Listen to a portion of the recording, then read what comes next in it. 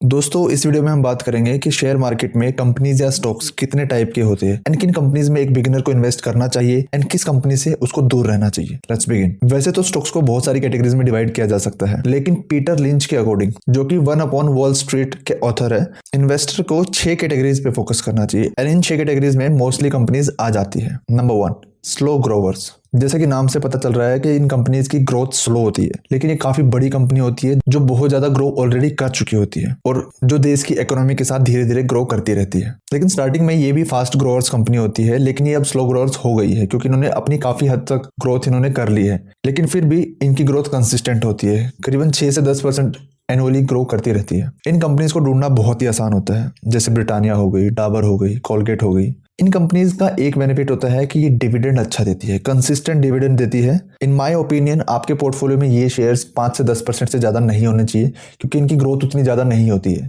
Number 2, stalwarts.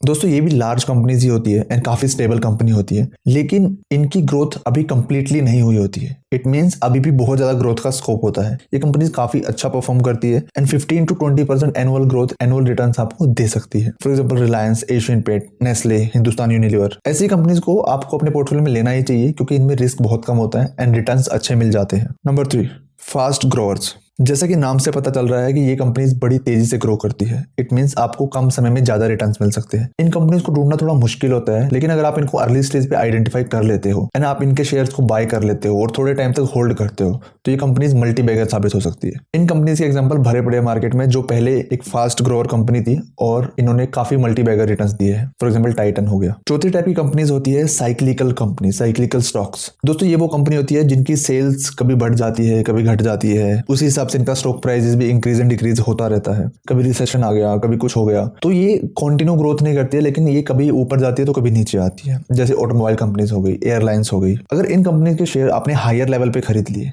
तो आप फंस जाते हो। नॉर्मली जो भी बिगिनर होते हैं वो ऐसे शेयर्स में फंस जाते हैं। वो इसको हायर लेवल पे खरीद के कभी बेच ही नहीं पाते क्योंकि उसमें कोई प्रॉफिट नहीं होता। कभी वो नीचे आ जाएंगे तो कभी वापस उस लेवल के आसपास होंगे। तो बिगिनर्स के लिए आई विल सजेस्ट के ऐसे शेयर्स में ना इन्वेस्ट करें। दोस्तों 5th कैटेगरी है एसेट प्लेस। दोस्तों इन कंपनीज के पास बहुत सारा एसेट होता है, बहुत सारी इन्वेंट्री हो सकती है या फिर वो रियल एस्टेट या प्रॉपर्टी हो सकती है। दोस्तों इन कंपनीज के एसेट्स को और इन कंपनीज को किसी ने आइडेंटिफाई नहीं किया होता, लेकिन अगर आप एफर्ट करके आइडेंटिफाई कर लेते हो तो आप एडिक्वेट रिटर्न्स कमा सकते हो। अगर आपको जानना है कि आपके लिए एडिक्वेट रिटर्न्स क्या है तो ऊपर आई बटन पे एक वीडियो है, आप उसको देख सकते हो। 6th कैटेगरी है टर्न अराउंड्स। दोस्तों ये कंपनीज स्लो ग्रोअर भी नहीं होती, ये कंपनीज फास्ट ग्रोअर्स भी नहीं होती, बल्कि ये कंपनीज ग्रो ही नहीं कर रही होती। इट मींस इनकी हालत काफी खराब होती है और स्टॉक प्राइस एक ही लेवल पे चलता रहता है, कोई ग्रोथ नहीं होती है। इन कंपनीज को अगर कोई सपोर्ट मिल जाता है या फिर मैनेजमेंट में कुछ चेंज आ जाता है या फिर इन्वेस्टमेंट मिल जाती है तो शायद ये कंपनीज ग्रो कर सकती है, अदरवाइज ये कंपनी डूब भी सकती है। जैसे येस बैंक हो गया, आइडिया, वोडाफोन हो गया। दोस्तों इन कंपनीज में आपको बिल्कुल भी इन्वेस्ट नहीं करना है। दोस्तों आई होप आपको 6 की 6 कैटेगरी समझ में आ गई होगी एंड ये भी समझ में आ गया होगा कि किस कैटेगरी के